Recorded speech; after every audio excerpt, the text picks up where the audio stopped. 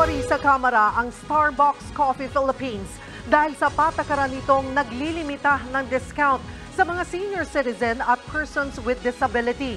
Isa naman sa pinatitignan ng mga mambabatas ay kung nasusunod ba ang discount sa mga PWD at senior citizens sa online shopping apps. Nasa frontline ng balitang yan, si Marian Enriquez. Sa umpisa pa lang ng pagdinig ng House Ways and Means Committee, ginisa na kagad ng mga kongresista ang Starbucks Coffee Philippines. Yan ay matapos mag-viral sa social media ang signage na ito kung saan limitado lang sa isang drink at isang pastry ang discount ng mga senior citizen at persons with disability. Umamin sa pagkakamali ang kumpanya kaya nagsorry sila. Pinaalis na rin daw nila ang signage sa lahat ng kanilang branches. We fully acknowledge the error. Specific to the signage, it was not properly worded, and we are taking full accountability and acknowledge the mistake. And we are really disappointed at the confusion that we had caused. Pero hindi kontento si House Ways and Means Committee Chairman at Albay Representative Joey Salceda. Okay lang ba sa inyo? Senior citizen tsaka PWD bukas, buy one, take two. DTI is right beside me. Hindi ako titigil hanggat hindi pinagsisisihan yan. Otherwise, we just have to go with the natural process, which is really to prosecute.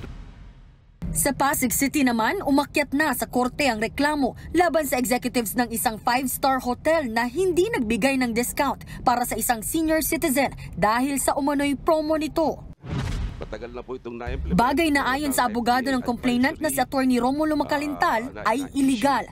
Hindi naman daw kasi aprobado ng DTI ang sinasabing promo.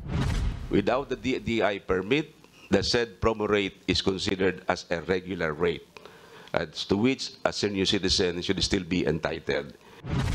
Ayon sa Expanded Senior Citizens Act at Magna Carta for Persons with Disability, may VAT exemption at 20% discount ang mga senior citizen at persons with disability para sa mga bilihin at ilang serbisyo. Kasama dyan ang mga pagkain, gamot at lodging sa mga hotel. Pero kapag may promo ang isang establishmento at mas malaki ang discount nito kaysa sa discount na nakalatag sa batas, ang promo ang pwedeng gamitin ng senior citizen. Ganyan din ang probisyon ng batas na nagbibigay ng mas malawak na benepisyo para sa mga PWD.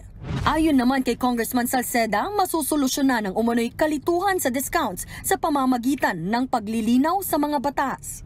Pag may promo na, halimbawa ang isang hotel, para sa lahat yun. Pero sabi ng batas, kinakampihan natin yung mga walang kalaban-laban. Tulad ng mga senior citizen, wala naman pagkukunan na ng pera yun Kailangan palitan natin na sa ngayon pinapapili, doon ka ba sa 30 o doon ka ba sa 20?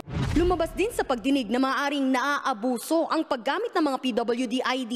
Meron kasing ilang mga gumaling na matapos ang ilang buwan pero patuloy pa rin ang paggamit nito at pagkuha ng mga discount dahil 5 taon ang validity nito.